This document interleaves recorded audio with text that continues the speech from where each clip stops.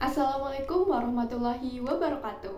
Halo teman-teman semuanya, perkenalkan nama saya Erawati Ratnajeni dengan NIM 24070100033. Oke teman-teman, di kesempatan kali ini saya akan mengajak teman-teman semua untuk ikut memahami bersama gimana sih proses kelahiran sosialisme. Oke teman-teman, dalam perkembangan perekonomian kita sering banget denger yang namanya paham sosialisme. Sebenarnya apa sih paham sosialisme itu? Ini benar juga, ini juga benar. Betul sekali teman-teman. Jadi, sosialisme itu intinya adalah paham yang menekankan pada kepemilikan faktor-faktor produksi secara bersama. Dan akhirnya output yang dihasilkan itu juga dibagikan secara adil dan merata. Jadi, sosialisme itu bisa juga dipahami sebagai paham sama rata, sama rasa. Tentunya kita juga harus tahu gimana sih proses kelahiran sosialisme itu sendiri gitu. Jadi teman-teman, sosialisme itu lahir karena adanya kritikan dari filsuf asal Jerman namanya Karl Marx. Jadi pada masa saat itu di abad 19 di Eropa sedang berkembang yang namanya paham kapitalisme, di mana paham kapitalisme itu adalah paham yang menekankan pada kepemilikan pribadi atas faktor-faktor produksi yang kemudian digunakan untuk mendapatkan keuntungan yang sebesar-besarnya. Di situ Marx hadir untuk mengkritik paham tersebut karena paham kapitalisme pada akhirnya hanya akan menimbulkan banyak sekali krisis-krisis ekonomi. Dia meyakini bahwa kapitalisme itu bukan sistem ekonomi tapi sistem kekuasaan dan ketidakadilan. Kemudian dia mengkritiknya dengan 3 inti kritikan. Yang pertama adalah teori nilai lebih.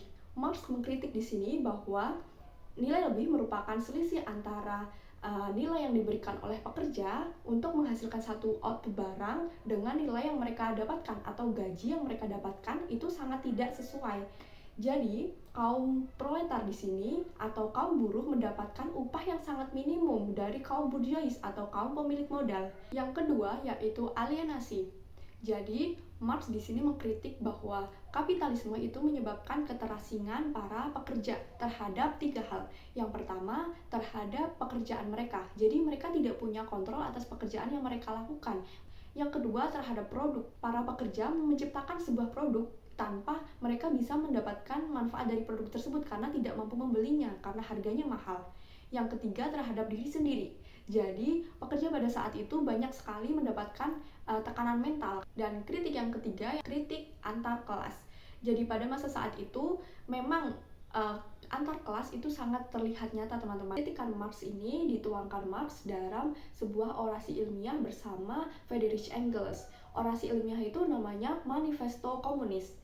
Nah, Manifesto Komunis ini adalah sebuah tonggak awal lahirnya banyak gerakan-gerakan sosialisme. Karena dari sini, masyarakat banyak sekali yang tersadarkan akan tertindasnya mereka, terutama kaum buruh. Mereka banyak yang tersadarkan akan kondisi mereka saat itu.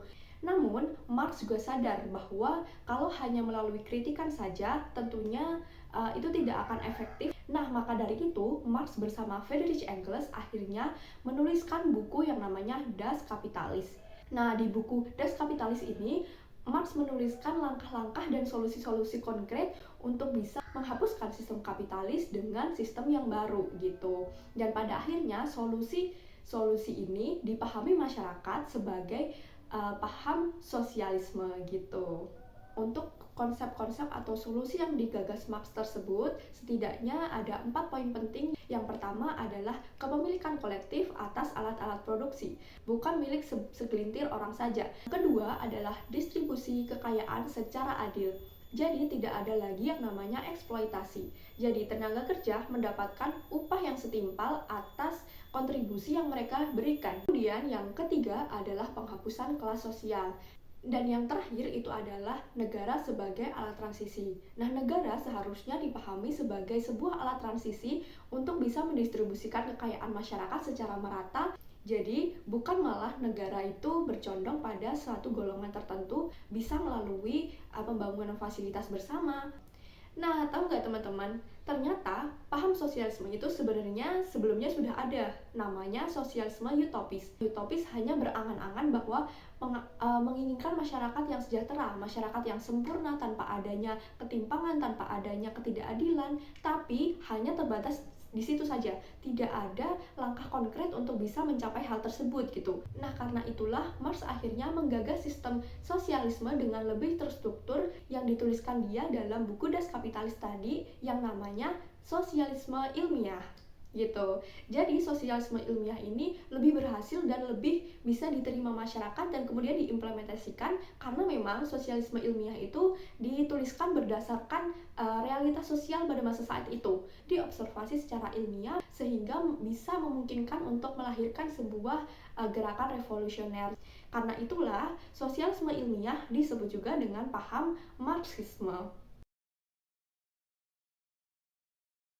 Oke teman-teman, cukup sekian yang bisa saya sampaikan. Apabila ada kurang dan lebihnya, saya mohon maaf.